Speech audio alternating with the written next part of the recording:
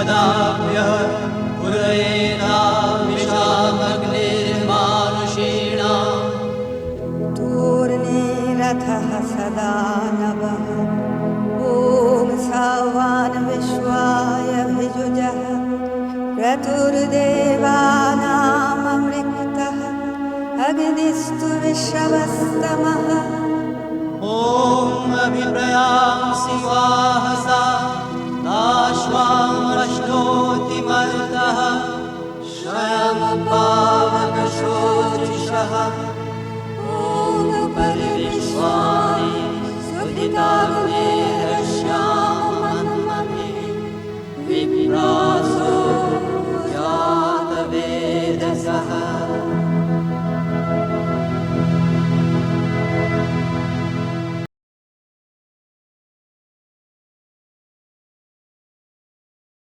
श्रीमान ଓ ପରମ ପ୍ରଭୁ ଶ୍ରୀ ଅରବିନ୍ଦଙ୍କର କରୁଣାରୁ ସାବିତ୍ରୀ ମହାକାବ୍ୟର ଆଲୋଚନାର କୁ ଅବ୍ୟାହତ ରଖିବା ପାଇଁ ଚିନ୍ତା କରୁଛୁ। ଆପଣମାନେ ଜାଣନ୍ତି ରାଉରକେଲା ସହରରେ ଦୀର୍ଘ ବର୍ଷ ଧରି ବହୁ ଅନୁଷ୍ଠାନରେ ବହୁ ବ୍ୟକ୍ତିବିଶେଷ ବହୁତ ଗୋଷ୍ଠୀମାନଙ୍କ ଦ୍ୱାରା ମହାକାବ୍ୟ ସାବିତ୍ରୀର ଅଧ୍ୟୟନ ହୋଇଆସୁଛି। କିନ୍ତୁ ବ୍ୟକ୍ତିଗତ ଭାବରେ ମୋ ସ୍ତରରେ ଆମେ ବାସନ୍ତୀ କଲୋନୀର ଦୁଇଟି ସ୍ଥାନରେ ଜଣେ ଅପାଙ୍କର ଘରେ DL 230 ଏବଂ ପରେ ଆନୁଷ୍ଠାନିକ ଭାବରେ ଆମେ ବାସନ୍ତୀ ପାଠାଗାରଠାରେ ଦୀର୍ଘ 2 ବର୍ଷରୁ ଅଧିକ କାଳ ଧରି ଦୁଇଟା ଯାକ ମିଶେଇ ସାବିତ୍ରୀର ଆଲୋଚନା କରି ଆସୁଥିଲେ। ପ୍ରତି ବୁଧବାର ଦିନ ସନ୍ଧ୍ୟା 6:30 ରୁ 7:30 ପର୍ଯ୍ୟନ୍ତ। କିନ୍ତୁ ବର୍ତ୍ତମାନ ପୃଥିବୀରେ ଯେଉଁ ଅଭାବିତ ଘଟଣା ଘଟୁଛି, ଯେଉଁଥିରେ ଆଉ ସାମୂହିକ ଭାବରେ ବସି ସାବିତ୍ରୀ ଅଧ୍ୟୟନ କରିବାର ସୁଯୋଗ ଆମକୁ ମିଳିପାରୁନାହିଁ, ସେହି ଦୃଷ୍ଟିକୋଣରୁ ଆମ ଯୋଗ ମନ୍ଦିରର ଉତ୍ସାହୀ ବନ୍ଧୁ ଭଗିନୀମାନଙ୍କର ଅନୁରୋଧ କ୍ରମେ ଆମେ ଏହି ସାବିତ୍ରୀ କ୍ଲାସ୍କୁ ଇ ମୋଡ଼ରେ, ଯାହାକୁ ଆମେ ଇଲେକ୍ଟ୍ରୋନିକ୍ ମିଡ଼ିଆରେ ଦେବାକୁ ଚେଷ୍ଟା କରୁଛୁ। ଆପଣମାନଙ୍କର ସଦିଚ୍ଛା, ସ୍ନେହ, ଶ୍ରଦ୍ଧା, ସହଯୋଗ ଏଇଭଳି ଅତୁଟ ଥାଉ। ଆପଣମାନେ ମହାକାବ୍ୟ ସାବିତ୍ରୀର ଏହି ଅଧ୍ୟୟନରେ, ସ୍ୱାଧ୍ୟାୟରେ ନିଜକୁ ସାମିଲ କରନ୍ତୁ। ଗୋଟିଏ କଥା ଏଠି କହି ରଖେ, ଏହି ଦୀର୍ଘ 2 ବର୍ଷରୁ ଅଧିକ କାଳ ଧରି ଆମେ ସାବିତ୍ରୀର ଅଧ୍ୟୟନ କଲା ପରେ ଯେତିକି ଅଗ୍ରଗତି କରିଥିଲେ, ଯେତିକି ପର୍ଯ୍ୟନ୍ତ ଆମେ ଅଗ୍ରସର ହୋଇଥିଲେ ଏହି କାବ୍ୟର, ଆମେ ସେଇଠୁ ଆରମ୍ଭ ନ କରି ବହୁ ଭାଇ ଭଉଣୀମାନଙ୍କର ଆଗ୍ରହ କ୍ରମେ ତାକୁ ପୁଣି ଥରେ ମୂଳରୁ ଆରମ୍ଭ କରୁଛୁ। ଏହା ମଧ୍ୟ ଆମ ସମସ୍ତଙ୍କ ପାଇଁ ଲାଭଦାୟକ ରହିବ ଯେ ଆଶା କରେ। ଯେଉଁ ଭଉଣୀମାନେ ଭାଇମାନେ ପଢ଼ିଥିଲେ ସେମାନେ ଗୋଟେ ସୁଯୋଗ ପାଇବେ ତାକୁ ଆଉ ଥରେ ମନନ କରିବାର, ଆଉ ଥରେ ତାକୁ ରିଭିଜିଟ୍ କରିବାର। ତ ଏଇଭଳି ଆମେ ଆଜି ସାବିତ୍ରୀ ମହାକାବ୍ୟ ଉପରେ ନିଜର ଗୋଟେ ଉପକ୍ରମଣିକା ହିଁ ରଖିବା, ଯାହା ଆମ ଯେଉଁମାନେ ଏଇ କ୍ଲାସ୍କୁ ଆରମ୍ଭ କରୁଛନ୍ତି ପ୍ରଥମ କରି ସେମାନଙ୍କ ପାଇଁ ସହଜ ହେବ। ତ କାବ୍ୟିକ ମୂଲ୍ୟ ଦୃଷ୍ଟିରୁ ସାବିତ୍ରୀ ମହାକାବ୍ୟ ଏତେ ମହାନ, ଏତେ ବଡ଼ ଆଧ୍ୟାତ୍ମିକ ସତ୍ୟକୁ ଏହା ପ୍ରତିନିଧିତ୍ୱ କରେ ଯେ ତାକୁ ବହୁ ପ୍ରଶଂସା ମିଳିଛି। କାରଣ ପ୍ରଶଂସା ଏ ମହାକବି ଶ୍ରୀ ଅରବିନ୍ଦଙ୍କର ଉଦ୍ଦେଶ୍ୟ ନଥିଲା। ଉଦ୍ଦେଶ୍ୟ ଥିଲା ଯେଉଁ ସତ୍ୟକୁ ସେ ଉପଲବ୍ଧି କରିଛନ୍ତି, ଯେଉଁ ସତ୍ୟକୁ ସେ ସିଦ୍ଧ କରିଛନ୍ତି, ମାନବ ଜାତିର ନିୟତି ହୋଇ, ଭବିତବ୍ୟ ହୋଇ, ଭାଗ୍ୟ ହୋଇ ଯେଉଁ ବିରାଟ ସତ୍ୟ ତାକୁ ଅପେକ୍ଷା କରିଛି, ସେହି ସତ୍ୟକୁ ଆପଣାର କରିନେଲା ଭଳି ବାର୍ତ୍ତା ପ୍ରେରଣା ଏହି ମହାକାବ୍ୟରେ ରହିଛି। ମା ନିଜେ କହୁଥିଲେ ଯେ ଏହି ନୀଳାକାଶ ତଳେ ସାବିତ୍ରୀ ସହ ତୁଳନୀୟ କିଛି ବୋଲି କିଛି ନାହିଁ। ନୀଳାକାଶ ତଳେ सावित्री सह तुलनीय किछि बोली किछि नाही से एते महानतार ताको स्तर प्रदान करिछंती। आमे 1931 मसीह श्री अरविंदर एक पत्र को मन पकाउछि जेतेबेले से लिखिथिले the book of Savitri the legend and a symbol गोटे लोककथा गोटे प्रवाद गोटे घटना एवं ता संगरे यहाँ मध्य गोटे प्रतीक which was in intention a sort of symbolic epic of aim of supramental yoga। Shri Arvind योग को आमे समस्ते अतिमानस योग बोली जानू। ये अतिमानस योगर लक्ष्य पूर्ति दिगरे जहाँ कार्य करिछि जहाँ कार्य करिबो ताहा होछि सावित्री महाकाव्य। तेणु यही पौराणिक गाथा वा प्रतीक तांको द्वारा रचित होइतिला।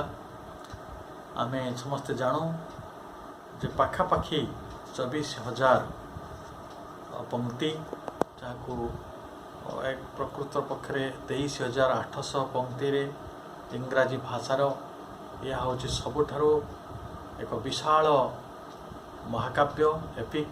कारण विदेशी भाषा रे भारत रे संस्कृत रे महाभारत रामायण ये सब विशाल काव्य को छाड़ीदेले विदेशी भाषा रे से फ्रेंच हो इंग्रेजी हो डेनिश भाषा हो जो भाषा रे हो सबू भाषा को जदि पाश्चात्य भाषार विषय कथा भाविबा ताले ये होचे सबुठारु बड़ महाकाव्य।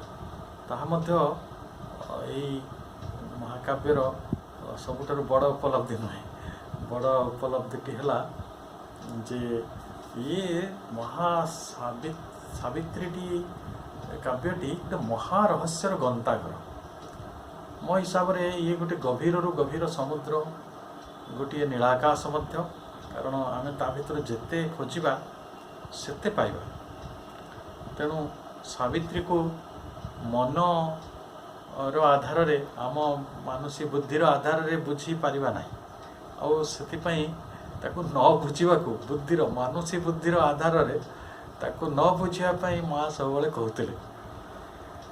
किंतु जदि कहीं जड़े यांकर आवृत्ति करती पारायण करती आमे निश्चित भाव में देखा जे आम आंतर भितर गोटे पुलक अनुभव हो जो मैंने यहाँ करती से माने जानती मो सहित से माने एकमत हे। यह हूँ यहाँ भितर निगूढ़ थिबा आध्यात्मिक सत्यर प्रभाव। तेणु जो माने श्री अरविंद योगर साधक साधिका बा जो माने साधारण व्यक्ति जो माने मनीषर उच्चतर जीवन बा दिव्य जीवन को विश्वास करती चाहती तो सेमानंको पई आमे এই কথাটি কহিয়াকু বেশি উচিত মনে করছু যে যেতেবেলে এক মহাজাগতিক সত্য মଣିষ জাতিকে অপেক্ষা করেছি जो যোগটি অতিমানস দ্বারা শ্রী অরবিন্দ সিদ্ধ করেছেন तो সেই দিগরে মଣିষ জাতিকে নেই যাওয়া হচ্ছে এই কাব্যর লক্ষ্য অটে। যেতে পর্যন্ত আমি কাব্যর সেই লক্ষ্য সহিত নিজকে সামিল করিনা সেতে পর্যন্ত এই কাব্যর অধ্যয়ন আমକୁ गोटे साधारण स्तर रे संभव नुहे। यह सब मनीष को असाधारणत्व निकटरे असाधारण चेतना निकटरे पहुँचापी आपाततः निमंत्रण करे आपाततः बाध्य करे। यही सावित्री महाकाव्य संपर्क रे जदि आमे एक विहंगावलोकन करिबा दिव्य जीवन प्रतिष्ठारे जहाँ तत्व रही ताकू जेतेबेले श्री अरविंद लाइफ डिवाइन पुस्तक रे लिपिबद्ध करुथिले समकाल रे मध्य सही सत्य गुड़िक काव्यिक ढंगरे ताकू प्रकाशित करिवार चेष्टा करिसंती। सावित्री महाकाव्य रे 12टी बुक अच्छी से 12टी बुक को आमे 12टी पर्व रे कहि परिबा। कारण आमे समस्ते महाभारत रामायण रे पर्व संपर्क अभ्यस्त ये जो 12टी पर्व और 49 सर्ग जोटा को केंटो बोली श्री अरविंद कहते तो ये 12टी जो बुक अच्छी से प्रथम बुक रे फर्स्ट बुक रे दी सिम्बलडन और दी इशू नाम रे 2टी केंटो रही से मानव भोग करुवा समस्या मानवर स्वरूप मूल प्रकृतिर बा आदिम प्रकृतिर मनीष प्रति जो संबंध रही ये समस्त कथाटी को अति पुंखानुपुंख भाव में कहुई परवर्ती समय रे जेतेबेले अश्वपति जोग करुछंती अश्वपतिंकर जोग एवं सावित्रींकर जोग सावित्रींकर प्रेम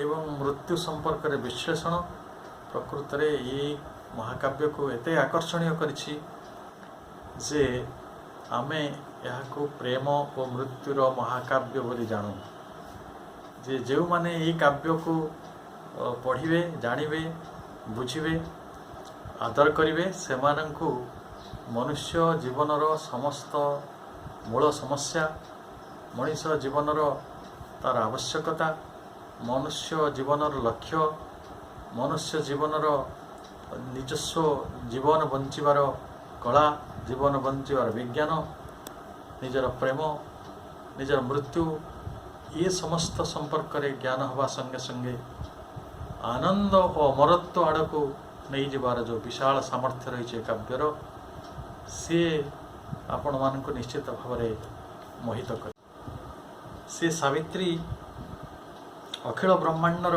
सृष्टि रहस्य को निज भितर धारण करती लोकलोकांतर परम दिव्य चेतनार सी होछि एक आत्म रूपायन आम यही विश्व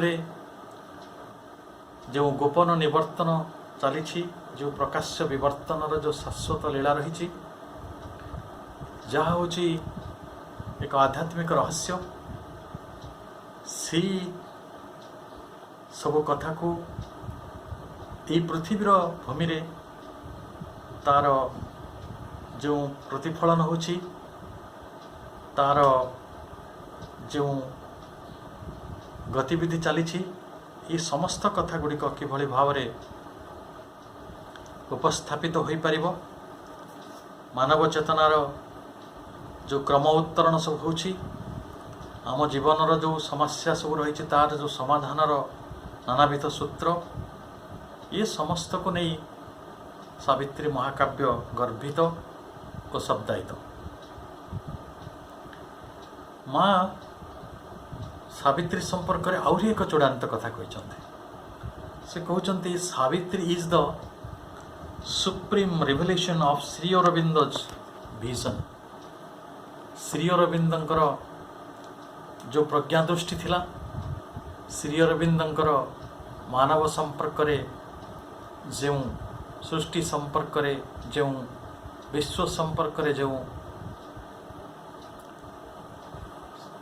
गोटे प्रकार निर्यास थिला जोठी उपसंहार थिला जहाँ जोठी ये सृष्टि पहुँचा चाहे जोठी जीवन पहुँचा चाहे से समस्त कथा जेपरी एठी लिपिबद्ध होकर रही तेणु महाकविंकर चेतना रे जेतेबेले ये महाकाव्य संचारित होइछि प्रेम और मृत्युर यही महाकाव्य को आमे पृथ्वी रूपांतर गोटे गाथा पृथ्वीर रूपांतर एक कहानी भाव में ग्रहण करिपर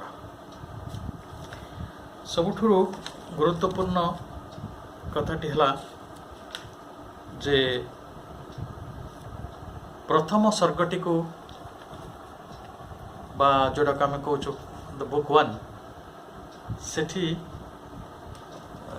कैंटो 1 रे जितेबाला सिम्बलडन विषय रे आलोचना होछि प्रतीकौषा सेठी प्रतीकौषार नामकरणटा ही अत्यंत महत्वपूर्ण कारण आमे समस्ते जानिछु जे सृष्टिर प्राक काल रे समस्त ऋत और सत्य को नहीं महर्षि माने जहाँ गान करथिले ता वेद एवं वेदरे मध्य उषा होछि एक प्रतीक।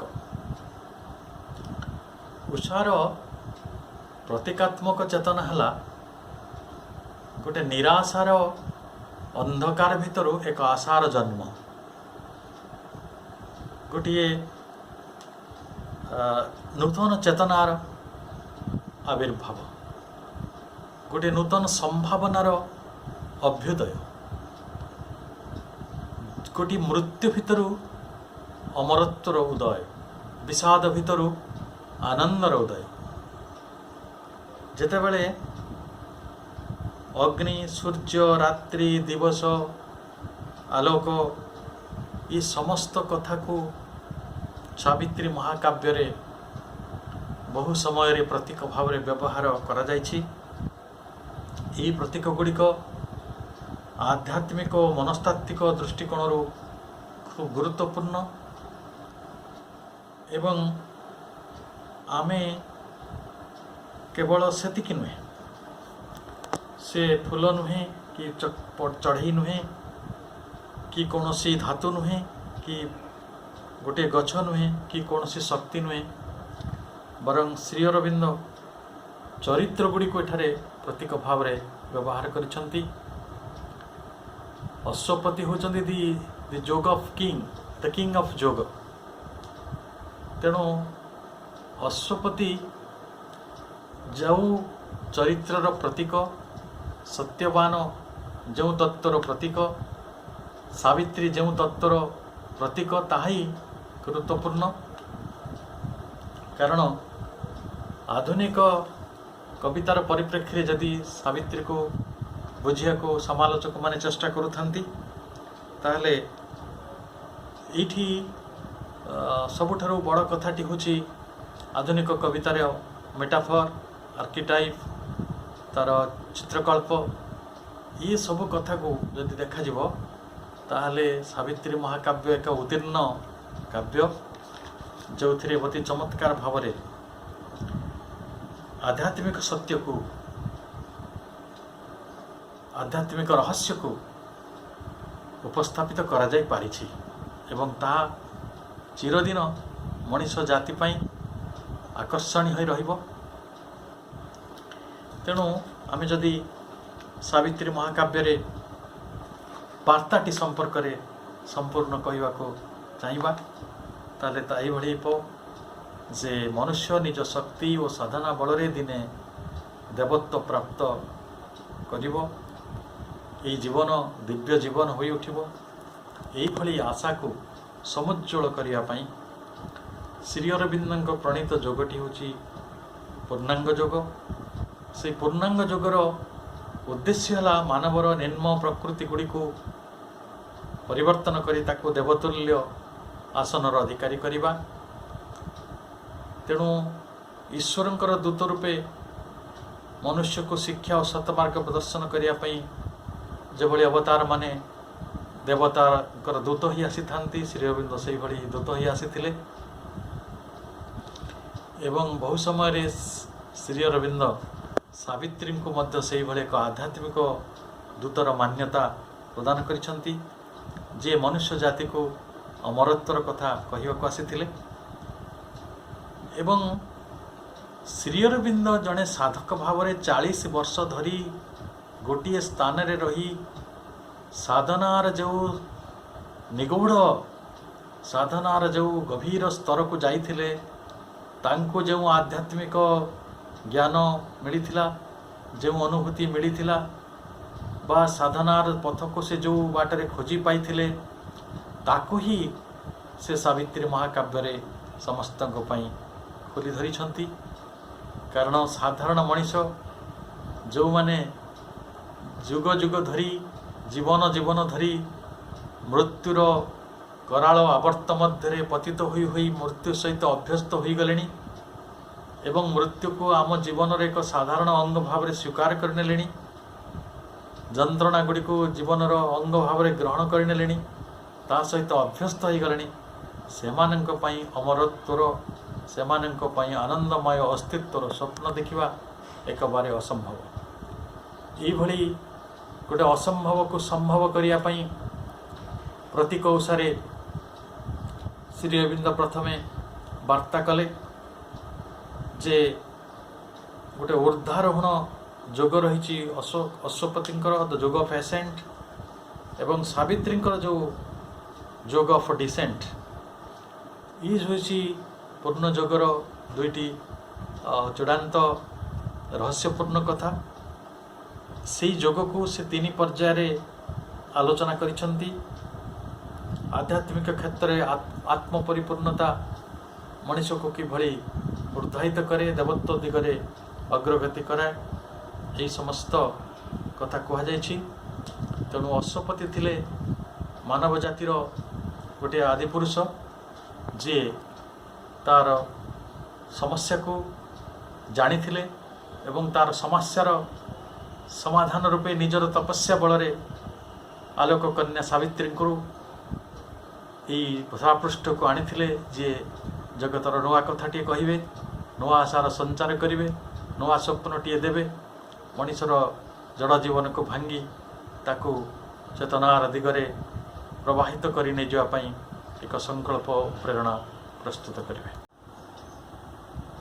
आज आम सावित्रीर प्रथम सर्गर प्रथम आलोचना टी को जीवा। प्रथम पर्वर प्रथम सर्ग द सिम्बल डन।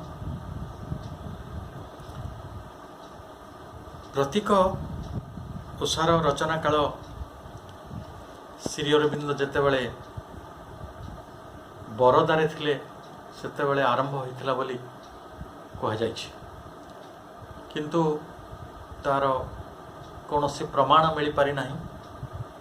किंतु किछि किछि आलोचक कहती जे 1916 मसीहा अगस्ट 8 तारिख रे श्री अरविंद ई सिम्बलडन रो रचना करथिले।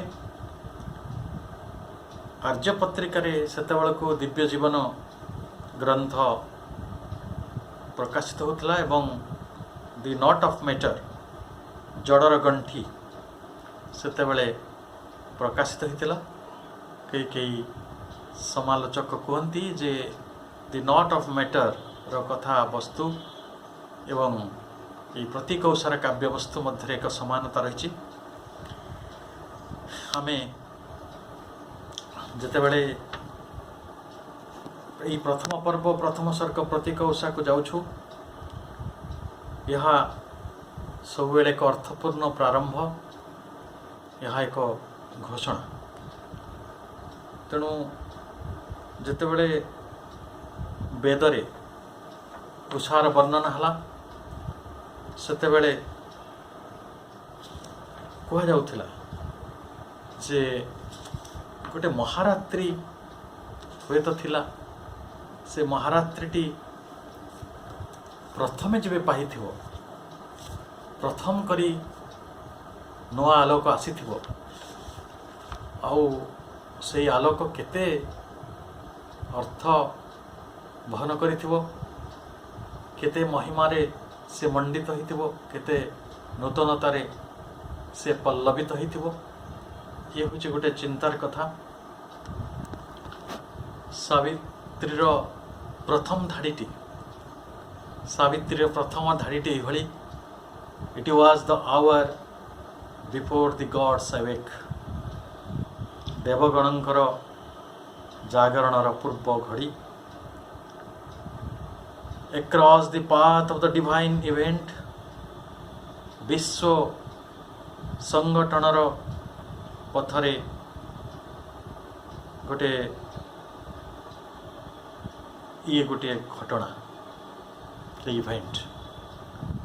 तेणु विश्वर जितेबाला संगठन होतेबाला यही आलोक अंधार को तो नहीं कि हो, सकाळ संजय को तो नहीं कि हो, दिवस रात्रि को नहीं कि हो। तो तेणु जितेबाला प्रथम उषा आसी जदि आम लिटराली बुझा जदिओ यह प्रतीकात्मक अर्थ बहन करे कौन सी विषादग्रस्त मनीष भितर जितेबाला प्रथम करी आशार किरणटे देखा दिए, ଯେତେବେଳେ ଆଦୌ ସମ୍ଭାବନା ନଥିବା କୌଣସି ଏକ ସମସ୍ୟା ଭିତରେ ସମାଧାନର ଗୋଟେ କ୍ଷୁଦ୍ର ରାସ୍ତା ଦିଶିଯାଏ, ତାକୁ ବି ଆମେ ଗୋଟେ ସିମ୍ବଲଟନ୍ କହିପାରିବା।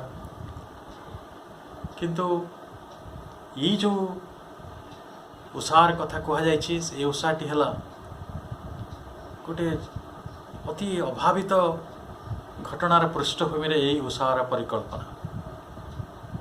କାହିଁକି ନା ଦେବର୍ଷି ନାରଦ ଭବିଷ୍ୟବାଣୀ କରିଥିଲେ ଯେ ଯେଉଁ ସତ୍ୟବାନଙ୍କୁ ସାବିତ୍ରୀ ବର ରୂପେ ବରଣ କରିବାକୁ ଯାଉଛନ୍ତି, ତାଙ୍କର ଆୟୁଷ 1 ବର୍ଷ ଆଉ ବାକି ଅଛି। ତେଣୁ ବିବାହର ଅନ୍ତେ ସାବିତ୍ରୀ ପ୍ରତି କ୍ଷଣ ପ୍ରତି ମୁହୂର୍ତ୍ତ ସତ୍ୟବାନଙ୍କର ସେହି ଆସନ୍ନ ମୃତ୍ୟୁକୁ ଅନୁଭବ କରିଛନ୍ତି। କେବଳ ଅନୁଭବ କରିନାହାନ୍ତି, ଏଇ ପାର୍ଥିବ ଜୀବନରେ, ଏଇ ମର୍ତ୍ତ୍ୟ ଜୀବନରେ ସତ୍ୟବାନଙ୍କ ପାଇଁ ଅମରତ୍ୱ ଆଣିବା ପାଇଁ, ତାଙ୍କର ମୃତ୍ୟୁର ସେହି ଦୁଃଖଦ ନିୟତିଟିକୁ ତାଙ୍କ କପାଳରୁ ପୋଛି ଦେବା ପାଇଁ କେତେ ଆନ୍ତରିକ ତପସ୍ୟା କରିଛନ୍ତି। ନୀରବରେ, ଏକାନ୍ତରେ, ପ୍ରତି ମୁହୂର୍ତ୍ତ, ପ୍ରତି ନିଶ୍ୱାସ ଯାହାଙ୍କର ବ୍ୟୟ ହୋଇଥିଲା, ସେଇଭଳି ଗୋଟେ ମୁହୂର୍ତ୍ତକୁ କେବଳ ନିଜ ଜୀବନରେ ନ ଆସୁ, ତାଙ୍କୁ ବୈଧବ୍ୟ ଭୋଗ କରିବାକୁ ନ ପଡ଼ୁ। ସିଏ ଯାହାଙ୍କୁ ପ୍ରେମ କରନ୍ତି, ଯାହାଙ୍କୁ ଭଲ ପାଆନ୍ତି, ସେଇ ଭଲ ପାଇବା ତାଙ୍କର ସ୍ଥୂଳ ସୂକ୍ଷ୍ମ ରୂପରେ ଅତୁଟ ରହୁ।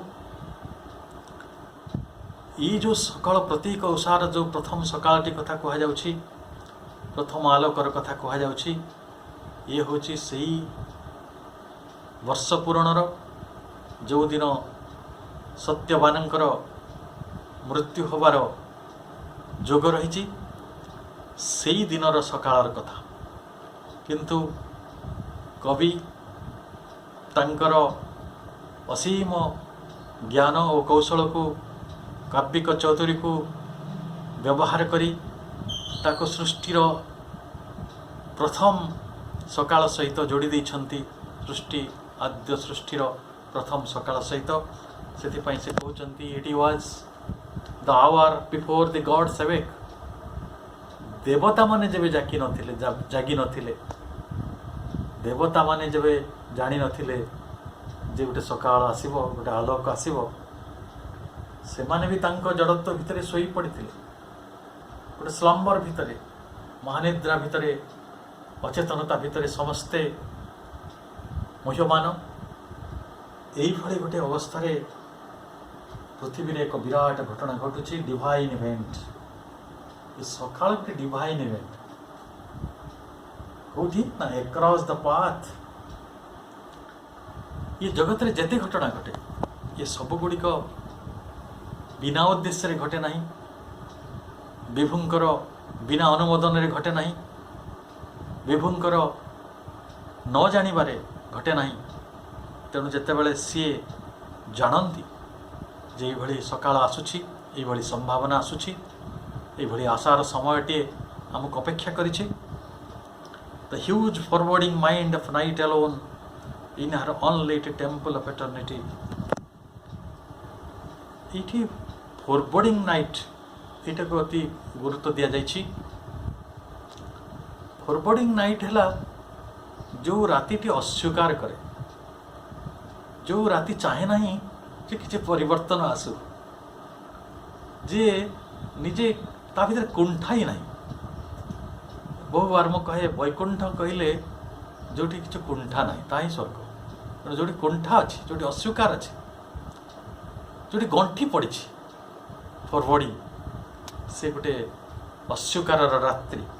ସେ ଅସ୍ୱୀକାର ରାତ୍ରିଟି ଛୋଟ ନୁହେଁ, ହ୍ୟୁଜ୍, ବହୁତ ବଡ଼। ମଣିଷ ପାଖରେ ନିରାଶାର ପରିମାଣ ବହୁତ ବେଶୀ, ଆଉ ଆଶାର ପରିମାଣ ସବୁବେଳେ କମ୍। ତେଣୁ ଆଲୋକ ଆଉ ଅନ୍ଧାରର ଯେତେବେଳେ ଆପଣ ଗଣିତ କଷିବେ, ମହାଶୂନ୍ୟକୁ ଦେଖନ୍ତୁ, ଆଲୋକ ଅନ୍ଧାରର କୋଳରେ ବସିଛି। ଅନ୍ଧାର ଏଡ଼େ ବେଶୀ जे कोटी कोटी कोटी कोटी अर्बुद अर्बुद नक्षत्र माने मध्य अंधार को दूर कर पारि ना ମୁଁ ତ ବହୁତ ସମୟରେ କହେ ଆଲୋକ ଅନ୍ଧାର ହେଉଛି ମା ଆଲୋକ ହେଉଛି ପୁଅ ତେଣୁ ମାଆର କୋଳରେ ଆଲୋକ ବସିଲା ଭଳିଆ ସେଇ ମହାଶୂନ୍ୟର ଅନ୍ଧକାର ଭିତରେ ଗୋଟେ ଜାଗା ପରେ ଜାଗା ଆଲୁଅ ଜାଳି ଦିଆଯାଇଛି ଜ୍ୟୋତିଷ ନାଁରେ। ତେଣୁ ଫରୱାର୍ଡିଂ ନାଇଟ୍ ଯେଉଁ ରାତି ପାହିବାକୁ ଚାହେଁ ନାହିଁ, ଯେଉଁ ରାତି ନିସ୍ତବ୍ଧତା ଭିତରେ ରହିଛି, ଅତିକାୟ ରାତ୍ରି ଯେଉଁ ରାତ୍ରି ପାଇବାକୁ ମନା କରୁଛି। ଏବଂ ସେଇଠି କ'ଣ ଅଛି ନା ଅନଲିଟ୍ ଟେମ୍ପଲ ଅଫ୍ ଏଟର୍ନିଟି, ଯେ ସେଇଠି ରହିଛି ନିଷ୍ପ୍ରଦୀପ, ଯେଉଁଠି ପ୍ରଦୀପ ନାହିଁ ସେଇଠି ଗୋଟେ ଶାଶ୍ୱତ ମନ୍ଦିରର କଥା ରହିଛି। ଯେ ସେଇଠି ଯେଉଁଠି ଅସ୍ୱୀକାର ଅଛି ସେଇଠି ଅସ୍ୱୀକାର ଅଛି, ଯେଉଁଠି ମୃତ୍ୟୁ ଅଛି ସେଇଠି ଅମରତ୍ୱ ଅଛି, ଯେଉଁଠି ବିଷାଦ ଅଛି ସେଇଠି ତ ଆନନ୍ଦ ଅଛି। ତେଣୁ ଏହି ରାତ୍ରି ଭିତରେ ଯେଉଁ ଶାଶ୍ୱତଟି ନିଷ୍ପ୍ରଦୀପ ହେଇଥିଲା ସେଇଠି ତ ପ୍ରଦୀପ ଜଳିବ। ତେଣୁ ପ୍ରଦୀପ ଜଳିବାର ସମ୍ଭାବନା କେବଳ ଅନଲିଟ୍ ଟେମ୍ପଲ ଅଫ୍ ଇଟର୍ନିଟି ପାଖରେ ସମ୍ଭବ। ଲେ ଷ୍ଟ୍ରେଚେଡ୍ ଇମୋବାଇଲ୍ ଓପନ୍ ସାଇଲେନ୍ସେସ୍ ମାର୍ଚ୍ଚ କହିଲେ କୂଳ। ଯେତେବେଳେ ଅନ୍ଧକାର ହେଇଥାଏ ଚାରିଆଡ଼େ, ଆପଣ ମହାଶୂନ୍ୟର ଅନ୍ଧାର କଥା ଭାବନ୍ତୁ। ମୁଁ ତ ଭାବୁଛି ଯେତେବେଳେ ଜ୍ୟୋତିଷ୍କମାନେ ହୁଏତ ଆଲୋକ ପ୍ରଦାନ କରୁଥିବେ କିଛି ଶବ୍ଦର ସମ୍ଭାବନା ରହିଛି, ନହେଲେ ଅନ୍ଧକାର ଯେତେବେଳେ ଶୋଇଥାଏ, ମହାରାତ୍ରି ଯେତେବେଳେ ଶୋଇଥାଏ ସେଠି ମହାନିସ୍ତବ୍ଧତା ହିଁ ଥିବ। ସେଇଟା ହେଉଛି ସାଇଲେନ୍ସ ମାର୍ଚ୍ଚ, ଗୋଟେ ନୀରବତାର ଉପକୂଳ। ଉପକୂଳଟି ସମୁଦ୍ର ଥାଏ ଯେଉଁଠି ବିରାଟତ୍ୱ ରହିଛି। ତେଣୁ ଏଠି ଅନ୍ଧକାରଟି ମଧ୍ୟ ବିରାଟ, ଏଠି ନୀରବତାଟି ମଧ୍ୟ ବିରାଟ। ସେ କେମିତି ଶୋଇଛି? ଇମୋବାଇଲ୍, ତା ପାଖରେ କିଛି କୌଣସି ସ୍ପନ୍ଦନ ନାହିଁ, କୌଣସି ଗତି ନାହିଁ, ଏବଂ ସେ ଷ୍ଟ୍ରେଚେଡ୍, ସେ ସେଇଭଳି ବିସ୍ତାରିତ ପ୍ରସାରିତ ହେଇକି ରହିଛି। ଯେଉଁଠି ଅନ୍ଧକାର ପ୍ରସାରିତ, ଯେଉଁଠି ନୀରବତା ପ୍ରସାରିତ, ଯେଉଁ ଶାଶ୍ୱତ ମନ୍ଦିରରେ କେବେ ଦୀପ ଜଳିନି। ଏବଂ ସେଇଠି ଆଜି ଗୋଟେ ସକାଳ ଆସୁଛି, ଆଷାଢ଼ ସକାଳ, ପ୍ରଥମ ସକାଳ, ଅନନ୍ୟ ସକାଳ, ଅନୁପମ ସକାଳ, ଯାହାର କିଛି ବିକଳ୍ପ ନାହିଁ। ଇଏ ଏକ ନୂତନତା ନେଇକି ଆସୁଛି, ଏକ ସମ୍ଭାବନା ନେଇକି ଆସୁଛି, ଆଶା ନେଇ ଆସୁଛି, ଅମରତ୍ୱ ନେଇ ଆସୁଛି, ଆନନ୍ଦ ନେଇ ଆସୁଛି, ପ୍ରେମର ସିଦ୍ଧି ନେଇ ଆସୁଛି। ଏଇଭଳି ସକାଳ କଥାରୁ ଆମେ ଆଜିର ଏହି ଅଧ୍ୟୟନଟିକୁ ଆରମ୍ଭ କରୁଛନ୍ତି। ପୁଣି ଆମେ ତାକୁ ଜାରି ରଖିବା।